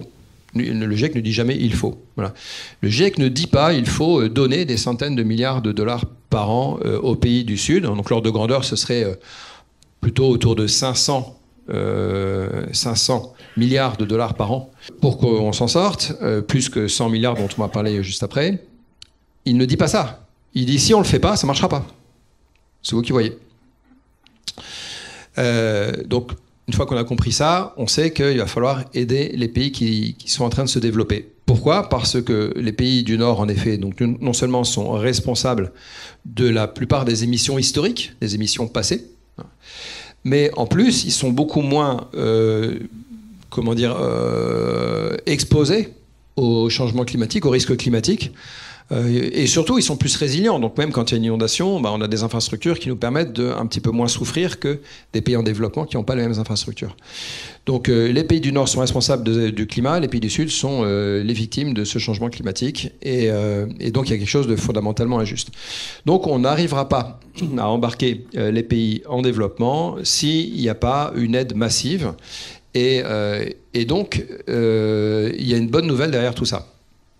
La bonne nouvelle, c'est que la transition, elle va prendre... en gros, pour faire simple, il y a deux choses à faire pour nous. Il y a faire la transition chez nous. Voilà, donc on a vécu les 30 Glorieuses, on a des moyens financiers significatifs, et donc on va être capable de faire baisser nos émissions de CO2 à nous. Voilà. Et l'autre grand chantier, c'est de faire en sorte que les pays en développement puissent continuer de se développer. Donc leurs émissions à eux vont augmenter. Pour certains pays, elles vont stagner, pour d'autres, elles vont augmenter. Mais ce qu'il faut, c'est qu'elles augmentent pas trop. C'est qu'ils arrivent à se développer, mais le plus proprement possible. Et donc, pour ça, il faut faire des transferts de technologie, il faut les aider financièrement. Et donc, la bonne nouvelle, elle est là, c'est que les deux leviers sont dans nos mains. La transition chez nous, c'est dans nos mains. La transition chez eux, alors c'est dans leurs mains, mais c'est aussi dans les nôtres, dans le sens où on va devoir aider financièrement. Voilà. Alors aider financièrement les pays du Sud, ça rappelle des mauvais souvenirs, la colonisation, des choses comme ça. Mais il va falloir trouver des modes de fonctionnement intelligents où on fait confiance aux pays, où on fait les transferts de compétences, de connaissances, de technologies, et qu'on les laisse maîtres de leur destin. Il faut évidemment lutter contre la corruption, et ça sera difficile à faire de l'extérieur. Donc il y a des vrais enjeux pour faire cette transition qui sont, vous voyez, plutôt d'ordre géopolitique que économique. Mais voilà, on n'a pas trop le choix. Et les incertitudes qu'on a sur le fait que cette transition se fera ou pas, elles portent autant sur ce qui va se passer dans les pays du Sud, qui sont potentiellement les plus grands émetteurs de demain, pour peu qu'ils aient un peu d'énergie fossile sous les pieds, que chez nous. Donc les deux sont aussi importants l'un que l'autre. Et donc il va falloir qu'on se réveille, parce que les ordres de grandeur de l'aide aujourd'hui qui est fournie, ils ne sont pas là du tout. Là, pour le coup, je vais vous parler de la dernière COP qui avait lieu à Dubaï, où, alors, petite avancée significative, à Dubaï, on a réussi pour la première fois à écrire énergie fossile dans un texte, parce que l'accord de Paris, j'ai oublié de vous dire, il n'y a pas marqué énergie fossile nulle part. Voilà. L'éléphant au milieu du salon, c'est pas écrit. Donc là, pour la première fois, on avait réussi à l'écrire avec une phrase un peu alambiquée, le début du commencement d'une sortie progressive des énergies fossiles. Et qu'est-ce que je voulais dire? Oui, donc dans cet accord, il y a également une grande avancée qui était dès le premier jour de la COP à Bali. On met en place un fonds d'aide aux pays du Sud. Alors ça, c'est un fonds de dédommagement. Voilà. Donc il y a plusieurs formes d'aide. Il y a une aide pour faire la transition, il y a une aide pour l'adaptation, et puis il y a une aide pour les dédommager de ce qui a déjà été subi par eux. Et donc là, dernière COP, on met en place un fonds de dédommagement, ce qui était aussi une demande des pays du Sud depuis longtemps, et ils ont enfin obtenu ça. Un fonds dans lequel on est censé, là aussi, mettre de l'ordre de 100 milliards de dollars par an. Il y a des pays qui ont commencé à annoncer des chiffres. Les chiffres sont en milliards, dans le meilleur des cas, même en millions, quelquefois. Sur des chiffres qui sont en dessous du milliard. Alors pire que ça, dans les premiers jours, les annonces tout cumulé des différents pays. Avant la fin de la COP, il y avait des pays qui avaient commencé à s'engager, y compris des pays européens, les États-Unis, etc. La somme de tous les engagements était inférieure à 1 milliard. C'est-à-dire qu'il y a des pays qui donnaient des dizaines de millions. Enfin, moi, j'aurais été à leur place, j'aurais juste rien dit, quoi. Ferme ta gueule. Dis pas que tu vas donner 30 millions. C'est ridicule. Des sommes, mais ridicules. Donc là, c'est la honte, quoi. C'est vraiment la honte. On n'est pas au niveau. Je veux dire, si on ramène l'aide qu'il faut qu'on donne aux pays du Sud, déjà pour les dédommager des conséquences, pour les aider à s'adapter, pour les aider à faire la transition, si on regarde ces sommes-là, mais c'est des montants qui sont dérisoires, quoi. C'est moins qu'un budget clope pour un fumeur, par exemple. Mais loin de là. Donc là, pour l'instant, c'est la honte, ouais. D'autres questions? Alors, en attendant, je vais me lancer un petit peu. J'ai une question qui me taraude depuis longtemps. C'est est-ce qu'on n'a pas atteint la limite de la démocratie? C'est-à-dire, à force de demander aux gens ce qu'ils veulent, ce qu'ils veulent, c'est payer moins. Et donc, on a bien vu que la dernière fois, quand l'essence a augmenté, d'un coup, tout le monde s'est mis à râler et a obtenu des subventions de l'État, qui fait que finalement, on se retrouve avec du gasoil qui est plus subventionné que l'éolienne, par exemple, parce qu'il faut faire plaisir aux gens, et que j'ai l'impression que si on n'impose pas, de façon dictatoriale, des lois écologiques aux gens, ça ne pourra jamais marcher. Je suis inquiet. Il n'y a que des bonnes questions, là, c'est génial. On a l'essentiel des points les plus importants sur la transition, là, chacun vous avez posé les super questions. Ouais, merci Stéphane. C'est pas la plus facile, hein, putain. Il y a deux écueils. Il y a un écueil, c'est le changement climatique. L'autre écueil, c'est une transition mal gérée. Les deux me font aussi peur l'un que l'autre. Donc une dictature écolo me fait autant peur que le changement climatique lui-même, parce que ça peut vraiment partir en vrille, quoi. Je faillis pas être poli.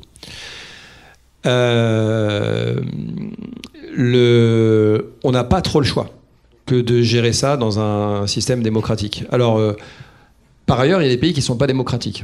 Et peut-être qu'ils vont nous épater. Moi, je me dis que le jour où la Chine se met vraiment à l'écologie, et déjà, il commence à montrer des signes assez significatifs d'engagement, le jour où ils vont vraiment s'y mettre, ils vont nous épater. Ils risquent même de nous donner une leçon, quoi. Donc aujourd'hui, les Chinois sont quand même les leaders sur le photovoltaïque. Ils vont le rester pendant encore très longtemps. Ils ont fait un effort assez incroyable sur la réduction du charbon, au moins alors c'est plus pour des raisons de pollution locale que de changement climatique. D'ailleurs, en Chine, quand vous demandez à des gens dans la rue ce qu'ils pensent du changement climatique, eux, ils confondent complètement ce sujet avec la pollution locale. Eux, ils ont l'habitude de parler en ppm. Alors, c'est pas des ppm de CO2, c'est des ppm de particules fines. Et donc, par exemple, 900 ppm, c'est un jour où il fait pas bon de sortir de chez soi. Et en dessous de 100, ça va. Voilà. Et ils connaissent très bien les ppm du jour. C'est comme la météo. C'est plus important que la météo. Voilà. Donc, dans les grandes villes chinoises, on parle en ppm pour les particules fines. Et vraiment, parce que j'ai eu l'occasion d'aller en Chine pour donner des cours, notamment à Centrale Pékin. Il y a une école centrale à Pékin. Vraiment, là-bas, les deux sujets sont complètement mélangés. Pourquoi je disais ça? Donc la Chine pourrait nous épater le jour où elle prendra vraiment des mesures, parce que chez eux, quand on dit un truc, on le fait, il n'y a pas trop le choix. Mais il y a aussi des pays qui sont démocratiques et qui ne vont pas basculer dans une dictature du jour au lendemain. Je ne dis pas qu'il ne faut pas de la fermeté, et c'est vrai que je suis inquiet du délitement du fonctionnement démocratique. J'ai l'impression que la société va de plus en plus vers un système où en fait c'est normal de se plaindre et juste de critiquer sans proposer des solutions. Et ça va pas marcher.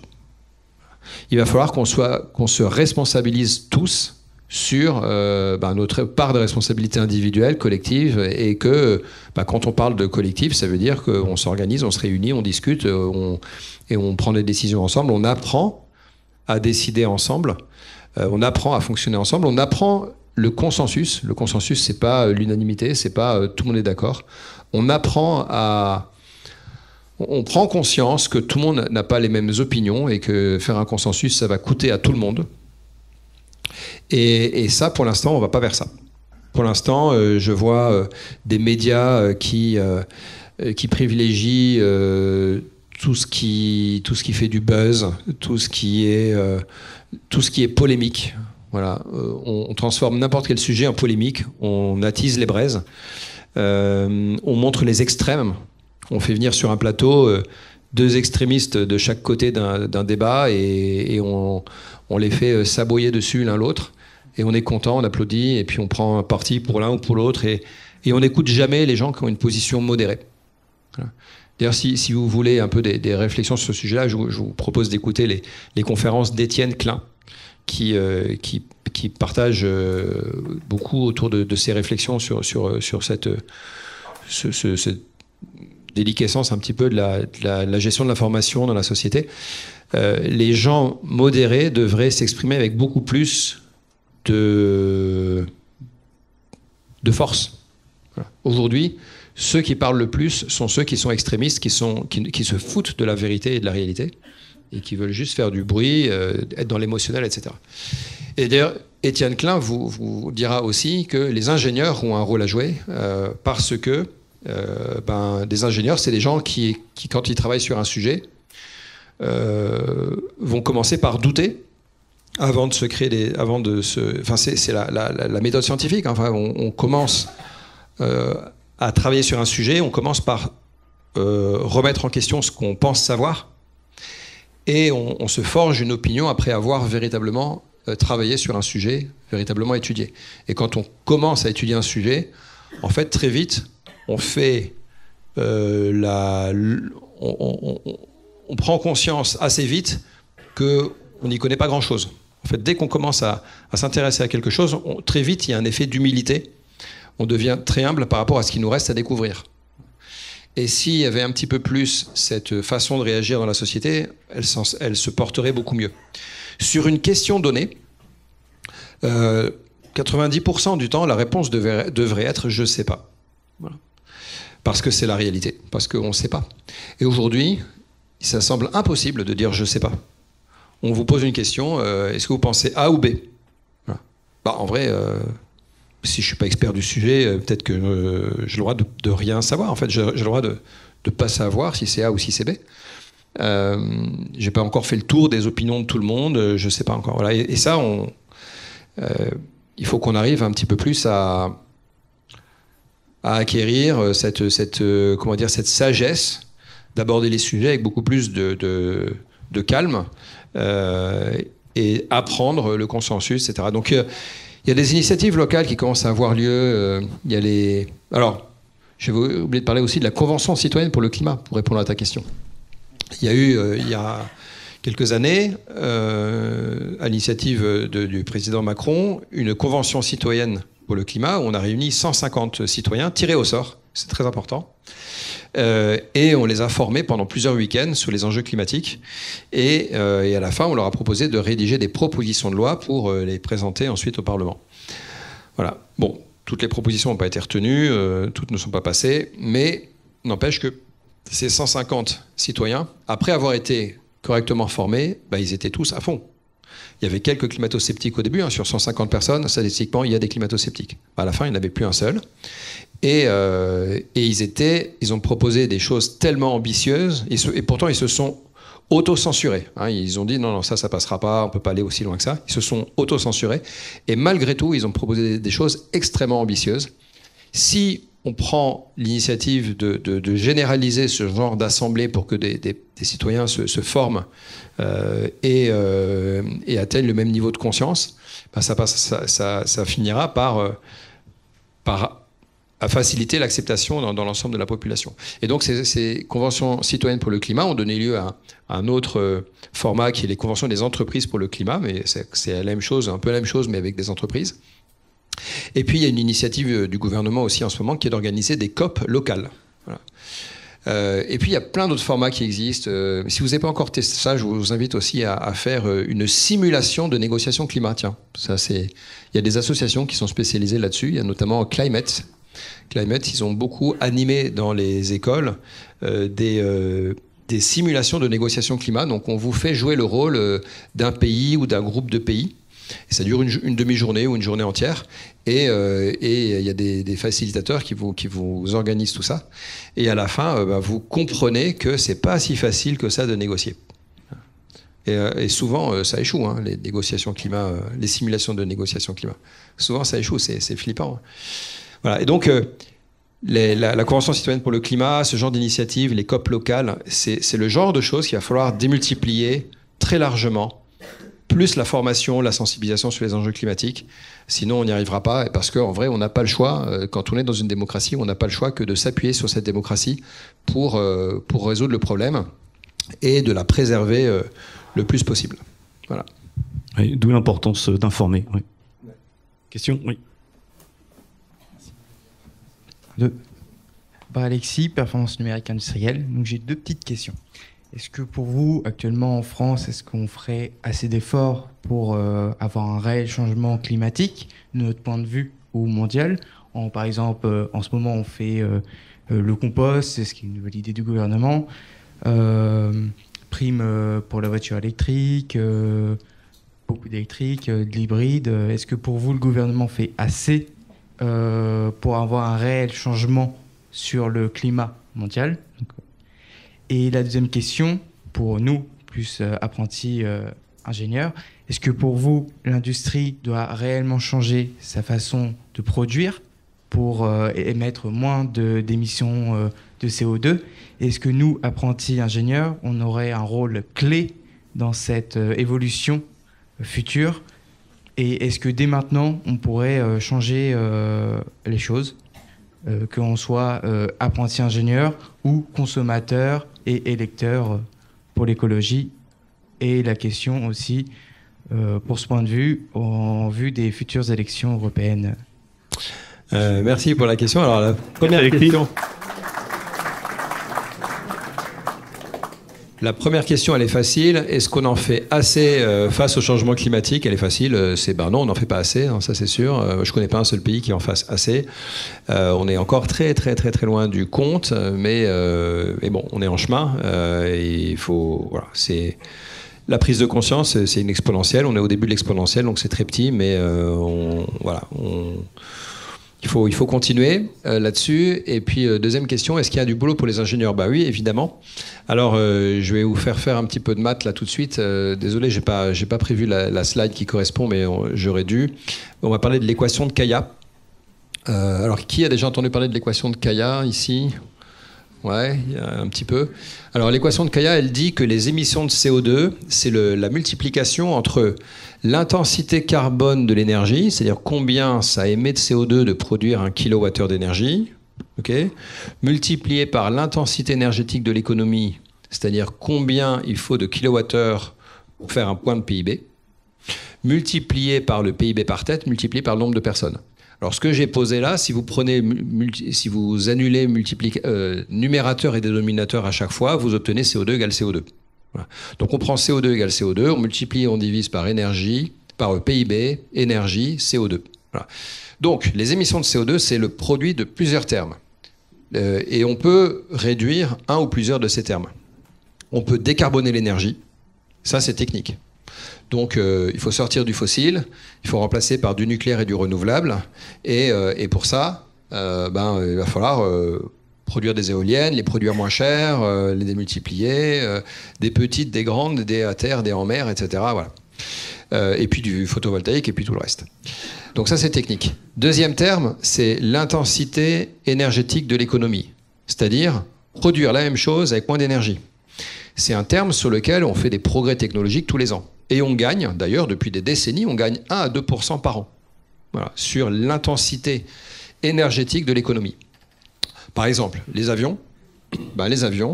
Un avion qui sort l'année N, il est 1% plus efficace que l'avion qui est sorti l'année N-1. Et tous les ans, comme ça. Voilà. Les voitures, à peu près pareil aussi. Donc on fait de l'efficacité. Ça, c'est grâce aux ingénieurs qui optimisent les choses au fur et à mesure. Voilà. Vous imaginez un petit peu le moteur thermique d'une voiture d'aujourd'hui par rapport au tout premier moteur thermique des voitures du début du siècle. Vous imaginez bien que les rendements, c'était pas du tout les mêmes. Voilà. Parce qu'on s'est amélioré. Et on continuera de s'améliorer à l'avenir. Bon. Ça, c'est des termes techniques. Puis ensuite, dans l'équation, il vient le moment où on parle du PIB par tête. Voilà. Alors ça, c'est plutôt une question de consommation.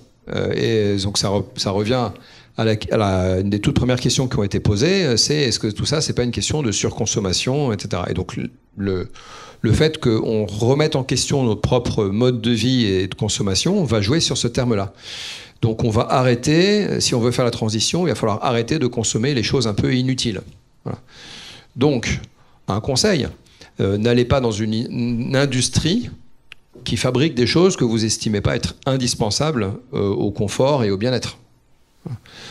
Parce que la solution pour ces trucs-là, c'est pas d'optimiser l'efficacité et la décarbonation de ces trucs-là, c'est juste de ne plus les produire, de ne plus les acheter. Hein. Et comme disait Coluche, quand je pense qu'il suffirait de pas les acheter pour que ça se vende pas, en fait, si vous produisez des choses qui sont pas fondamentalement utiles dans la vie, il est possible que les gens arrêtent de les acheter un jour parce qu'il y a autre chose d'important dans la vie et il y a cette transition à faire.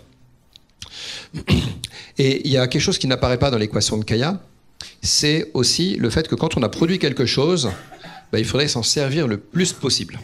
Voilà. Alors ça n'apparaît pas parce que le PIB, il confond la notion de je produis quelque chose et de ce truc-là rend service. Voilà. Donc on ne voit pas apparaître le fait que j'ai acheté une perceuse, je l'ai partagée avec mes 10 voisins dans l'immeuble, et du coup, on a une perceuse pour 10 et ça suffit. Et on a un WhatsApp pour cela à passer. Voilà. Et donc, le fait de mutualiser des objets, en termes de PIB, ça peut faire plus ou moins de PIB, ça dépend. Enfin, moins ou autant. Hein. Si je produis un objet qui dure plus longtemps, c'est pareil. J'ai besoin d'en produire moins pour assurer le même taux d'équipement. Ça, c'est un boulot d'ingénieur. Sortir de l'obsolescence programmée, fabriquer des objets qui durent plus longtemps, à condition que vous soyez mandaté pour le faire, que vous soyez payé pour le faire, mais ça fera partie des solutions de fabriquer des objets qui durent plus longtemps. À défaut de durer plus longtemps, qu'ils soient réparables. Et là aussi, un truc n'est réparable que s'il a été conçu pour être réparable. Un ordi bas de gamme aujourd'hui, il est tout soudé ensemble, il est HS, on met à la poubelle direct. Un ordi plus haut de gamme, il est démontable, on peut changer l'élément qui ne va pas dedans, et on le répare et c'est reparti. Donc fabriquer des objets qui durent longtemps, qui sont réparables, ça c'est un boulot pour les ingénieurs. Et en fait, cette histoire d'utiliser des objets le plus possible, c'est un levier pour décarboner, pour découpler, pour arriver à maintenir le même service rendu par l'économie avec moins de flux physiques, c'est le plus gros levier. Donc lutter contre le gâchis alimentaire, avoir des espaces qui servent à rien, fabriquer des choses qui ensuite partiront à la poubelle ou ne seront pas utilisées, vont glander dans un placard. Tout ça, on peut améliorer. Augmenter la durée de vie, mutualiser, réparer, etc. Donc il y a énormément de choses qui sont à la fois pour des ingénieurs parce qu'il y a une dimension technique ou pour des commerciaux parce qu'il faut inventer un nouveau business model. Voilà, si je vends des téléphones portables et que je les fais durer 2 fois plus longtemps, je me tire une balle dans le pied. Mais si mon métier c'est de les louer, je maintiens mon chiffre d'affaires. Peut-être même que je le fais progresser d'ailleurs. Donc les commerciaux vont devoir inventer des nouveaux business models. Et les ingénieurs, à ce moment-là, seront capables, s'ils se sont préparés, seront capables de fabriquer des choses qui durent plus longtemps. La standardisation aussi. On imagine En fait, voilà, vous voyez les prises électriques là. Bon, il y a combien aujourd'hui dans le monde? Il y a 3 modèles de prises différents, pas plus. Autrefois, il y en avait des dizaines. On a réussi à standardiser. Vous imaginez un monde dans lequel, d'un bâtiment à l'autre, c'est pas la même prise? Tout ça pour pouvoir vendre des adaptateurs? Ça n'a aucun sens, ça ne produit rien. Bon, le même raisonnement. Vous imaginez aussi la taille des boulons. Voilà, elle est standardisée. Imaginez que ce ne soit pas le cas. Mais le bordel. Ça nous semble tellement évident pour certaines choses. Pourquoi les prises de téléphone ont mis autant de temps à ne pas être standardisées? Il y en a encore 3 des modèles. Alors qu'autrefois, c'était des dizaines. Et pourquoi il y a des choses qui ne sont toujours pas standardisées? Voilà. Et ça passe par... Mais ça va de la taille des Tupperware du kebab jusqu'à... je sais pas moi, des matériaux de construction qui pourraient être plus standardisés que ça aujourd'hui. Voilà. Là aussi, il y a du boulot. Et c'est un boulot à la fois technique et d'organisation et de gouvernance. Comment on réunit plusieurs boîtes, plusieurs entreprises pour dire qu'on va standardiser telle pièce mécanique de manière à ce qu'on puisse tous avoir la même. Aujourd'hui, c'est chacun veut faire son truc, il dépose un brevet, un modèle, etc. Et si tu me copies, je t'attaque en justice, etc. C'est pas du tout efficace. Voilà. Donc là, je vous ai donné plein d'idées pour réfléchir à votre métier d'ingénieur. Merci. On va prendre le temps de prendre une dernière question parce que M. Ringelbach a un petit emploi du temps assez chargé. Rebonjour. Ouais. J'ai une autre question. Quand on voit que vous êtes présenté qu'à la COP, les gouvernements, etc., font un effort pour aller dans la bonne direction, dans la transition écologique, etc., quand on voit que la majorité des gens en fait, ont un bon sens écologique, comment ça se fait qu'on se retrouve avec un gouvernement qui encourage à renouveler complètement le parc automobile avec des nouvelles voitures pour relancer l'industrie, etc., avec un pays comme l'Allemagne qui se décide de foirer complètement sa politique énergétique et de redémarrer des centrales à charbon? Comment on a ce gap entre ce que veulent, on va dire, les ponts dirigeants, le bon sens des gens et ce gap avec la réalité? J'aimerais pouvoir dire qu'il y a un bon sens écologique chez tout le monde. Malheureusement, c'est quand même pas encore le cas. Et justement, beaucoup de citoyens n'ont pas les idées claires sur les enjeux climatiques. Si vous faites un sondage, vous allez avoir la majorité des Français qui estiment que le premier geste écolo, c'est de trier ses déchets, ce qui n'a quasiment aucun impact sur le changement climatique. Manger bio non plus, par exemple. Voilà. Donc il y a des choses qui sont importantes pour d'autres raisons, hein, la biodiversité, la santé, etc., mais pas pour le changement climatique. Et alors, ça rejoint la deuxième question, enfin la suite de la question. Les politiques ont un niveau de connaissance sur les enjeux climatiques qui est le même que monsieur tout le monde, en fait. Donc, ils sont à côté de la plaque. Par contre, alors, renouveler le parc de voitures, ça peut être cohérent. Il y a des objets, quand vous avez un objet dont l'empreinte carbone réside essentiellement dans sa fabrication, alors il vaut mieux le faire durer le plus longtemps possible. Donc, c'est le cas d'un téléphone portable. Quand vous avez un objet dont l'essentiel de son bilan carbone va être l'usage, et c'est le cas d'une voiture ou d'un avion, alors il vaut mieux le renouveler. C'est-à-dire que si on se disait qu'on fait durer les voitures le plus longtemps possible, on se retrouve avec des voitures qui ont 20 ans, 30 ans et qui ont un rendement dégueulasse. Alors si elles roulent 2000 km par an, c'est pas grave. Voilà. Il vaut mieux garder une vieille poubelle quand on fait très peu de kilomètres. Par contre, si c'est pour rouler 30, 50 000 km par an, là, il vaut mieux la changer. Donc dans une voiture, retenez un ordre de grandeur. Quand j'ai fait ma formation ADEME, c'était ça a peut-être bougé un peu aujourd'hui, mais en gros, 90% du bilan carbone de la voiture, c'est l'essence que je mets dedans et qu'elle va cramer. 10%, c'est la fabrication de la voiture. À partir de là, c'est les ordres de grandeur, je n'ai pas les chiffres précis. Hein. À partir de là, ça vaut le coup d'accélérer le rythme de renouvellement du parc. Idem pour les avions. Les avions, un avion, ça dure 30 ans, ça fait je ne sais pas combien de millions de kilomètres. Un bus, pareil, ça dure 20 ans. Ça fait des millions de kilomètres. Eh bien, le bilan carbone de sa fabrication a été amorti depuis longtemps. Et donc, le renouveler, donc par exemple, renouveler plus rapidement le parc des avions représente une baisse d'émissions de CO2 importante. Voilà. Ce qui est une bonne nouvelle pour Airbus. Mais par ailleurs, il faudra aussi moins prendre l'avion. Enfin, il y aura toujours les deux à faire. Hein, mais voilà. Donc voilà, renouveler plus rapidement le parc de voitures, c'est pas forcément débile. Par contre, c'est vrai que les solutions proposées aujourd'hui sont plutôt technologiques et ne sont pas tellement dans l'ambiance de la sobriété. Donc on parle de passer à la voiture électrique, mais on oublie de se dire qu'il faudrait surtout des voitures plus petites. Voilà. Et puis éventuellement qui roulent moins vite, parce que avoir une voiture en ville, si elle roule à 50 et puis qu'elle pèse une demi-tonne, ça le fait. Évidemment, le jour où on part en voiture, on va louer une voiture d'une tonne qui est peut-être thermique parce que c'est pas pratique en termes d'autonomie, mais ça c'est 3 fois par an, quoi. Donc il faut différencier les usages. Dès qu'on commence à mettre le doigt dans un sujet, on voit que c'est plus compliqué que ce qu'on pensait initialement. Donc il faut prendre le temps, c'est super intéressant. Et alors, justement, les sujets sont un peu compliqués. Donc on a des idées reçues sur plein de sujets écolos. Et moi, pour le moment, j'en ai encore plein. Dès que je tombe sur un expert, je me rends compte que je ne maîtrisais pas tel ou tel sujet. C'est normal. On est au début d'une grande transformation de l'économie et donc il va falloir beaucoup d'humilité parce qu'en vrai on va se planter, on va faire des conneries, mais c'est pas grave, c'est normal. Ce qui est important, c'est de vite corriger le tir. Quand on a vu qu'on a fait une bêtise, il faut très vite voir comment est-ce qu'on fait mieux. Donc on est au début d'un très très grand chamboulement de notre économie. Il va y avoir des frottements. Donc vous avez fait de la physique, il n'y a pas de mouvement sans frottement. Et ben il n'y a pas de changement sans frottement, c'est pareil. Donc il va y avoir des frottements. Ce qui est important, c'est d'aller identifier rapidement ces frottements, d'aller identifier les erreurs qu'on a faites et d'aller les corriger. Puis quelquefois ça prendra du temps parce qu'il y a de l'inertie. Mais la bonne nouvelle, c'est qu'on ne va pas s'ennuyer. Merci beaucoup. Donc, oui, effectivement, c'est très clair. Et il ne reste plus qu'à remercier Monsieur Cédric Ringenbach d'être venu nous voir et nous informer de cette manière. Ça a été très clair. On n'a plus le temps pour des questions, malheureusement. Et on peut réapplaudir une dernière fois Monsieur Ringenbach. Merci.